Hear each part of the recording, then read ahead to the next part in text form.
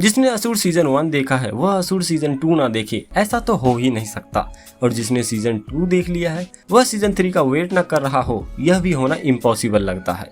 But इससे पहले कि सीजन 3 का इंतजार करें, अगर आपने सीजन 2 देख लिया है तो आपके मन में भी सीजन 2 से रिलेटेड कुछ सवाल तो आए ही होंगे, जैसे कि डीजे ने आखिर वृंदा के घर में क्या देखा, क्या सच में निखिल ने जिसको मारा वह असली शुभ था या नहीं, एंड में नुसरत ने फोन में आखिर क्या देखा, क्या सीजन 3 की पॉसिबिलिटीज है जबकि असुर यानी कि शुभ मारा जा चुका है। और आज हम ऐसे ही कुछ सवालों का जवाब खोजेंगे, साथ ही डिस्कस करेंगे सीजन 2 की एंडिंग स्टोरीज को भी।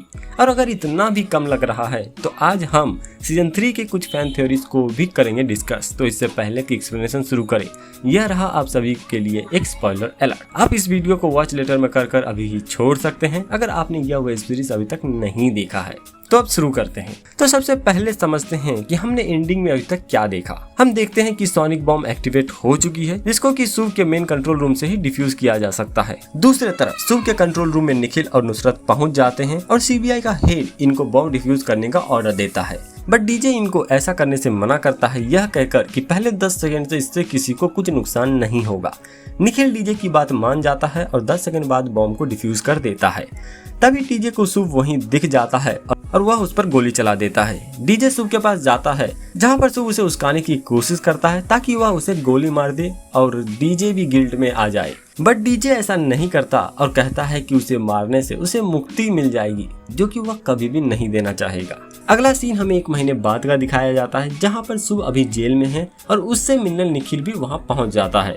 यहाँ पर शुभ उसे एक कहानी सुनाता है कि कैसे महायुद्ध में धर्मराज ने कली के 2 सेनापति कोका और विकोका को छल से मारा था। पर जब वह कली और उसके परिवार को मारने गए थे तब कली वह शरीर छोड़ के दूसरे शरीर में जा चुका था और उसने यह प्रतिज्ञा ली थी कि वह कभी एक शरीर तक सीमित नहीं रहेगा।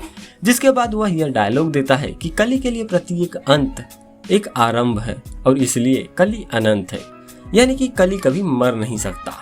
इसके बाद निखिल शुभ को बताता है कि वह कहीं दूर जा रहा है, जिसके बाद वह दोनों हैंडशेक करते हैं और कुछ देर में ही शुभ की मौत हो जाती है और निखिल उसे कहता है कि ऊपर जाकर रिया को सॉरी जरूर बोलना। असल में निखिल अपने हाथ में वही जहर लगाकर आता है जिससे मदद से शुभ ने अपने प्रोफेसर को मारा था। इसके बाद अगले सीन में डीजे वृंदा से मिलने जाता है जहां पर वह नहीं होती है, बट डीजे को कुछ स्केचेस दिखाई देते हैं जिसको देखकर वह बड़ा ही हैरान रह जाता है, क्योंकि अगर वृंदा अंधी थी तो उसे कैसे पता कि असुर का मास्क कैसा दिखता था।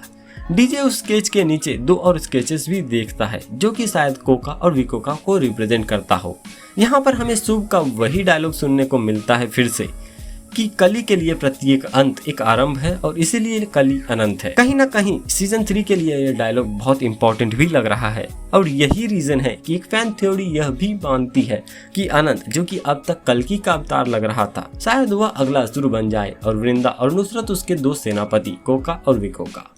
अब इस थ्योरी में दम तो जरूर लगता है, क्योंकि हाँ, एंडिंग में डीजे अनंत पर गोली तो दाग देता है जिससे शायद अनंत का कैरेक्टर चेंज हो जाए और वह अब असुर बन जाए। और साथ में यह भी मानने वाली बात है कि अनंत भी शुभ जैसा ही शातिर दिमाग का है। बट पर्सनली मुझे ऐसा होने की पॉसिबिलिटी बहुत ही कम दिख रहा है। मुझे ऐसा लगता है कि मेकर्स क्योंकि सीजन 3 का हाइप बनाना चाहते थे, उन्होंने जानबूझ के ऐसा डायलॉग डाला है ताकि हम और आप ऐसे ही फैन थ्योरीज बनाते रह जाएं।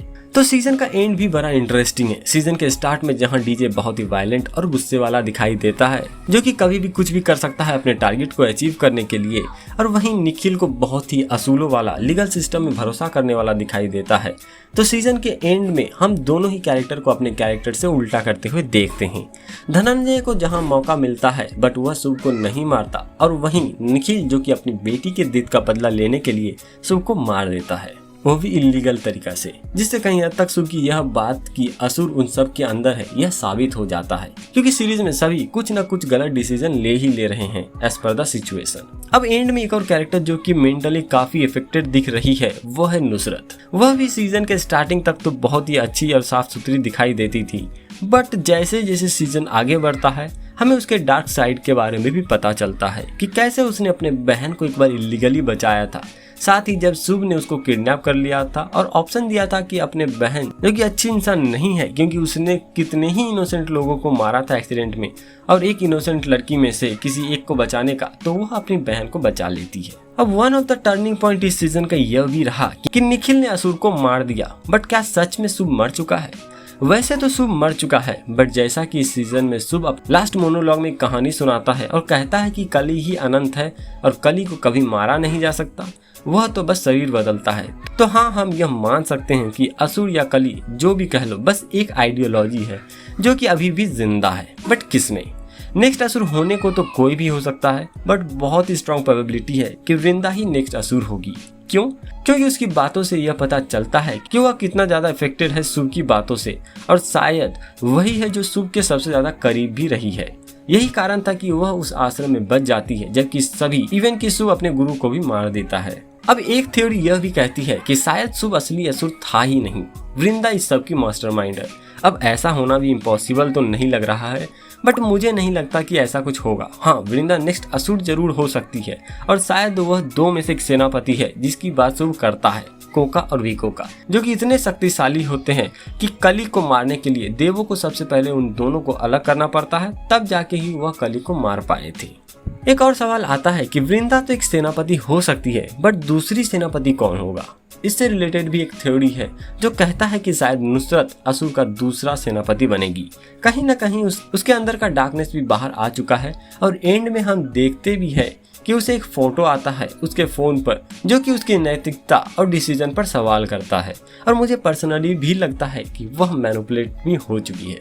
अब कुछ फैंस का यह भी कहना है कि निखिल शायद दूसरा सेनापति बन जाए असुर का, बट मुझे ऐसा भी नहीं लगता। ऑल्दो निखिल ने अपनी बेटी के डेथ के बदला अपने असूलों से विरुद्ध जाकर लिया है, बट यह सिर्फ एक क्लोजर लेने का वे था। निखिल के मन में अब भी कोई बुराई नहीं आई है और वह अब भी ही लड़ेगा।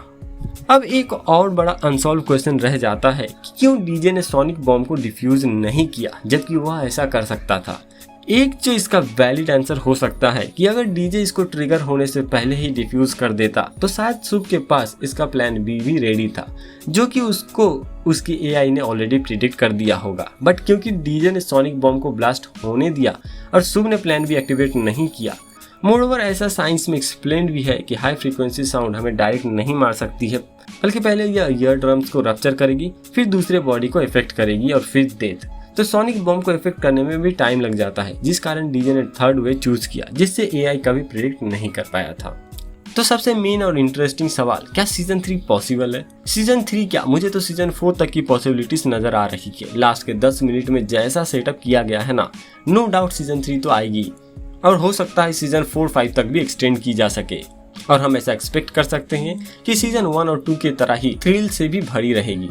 तो यह था मेरा एक छोटा सा असुर सीजन 2 एंडिंग एक्सप्लेन रिव्यू और डिस्कशन वीडियो। अगर अब भी कुछ ऐसे सवाल है जिनके जवाब आपको नहीं मिला या कुछ फैन थ्योरीज है, तो आप जरूर नीचे कमेंट सेक्शन में मुझे बता सकते हैं। इसी के साथ मैं लेता हूँ आप सभी से अलविदा, मिलते हैं अगले वीडियो में। जय हिंद, सबा खैर।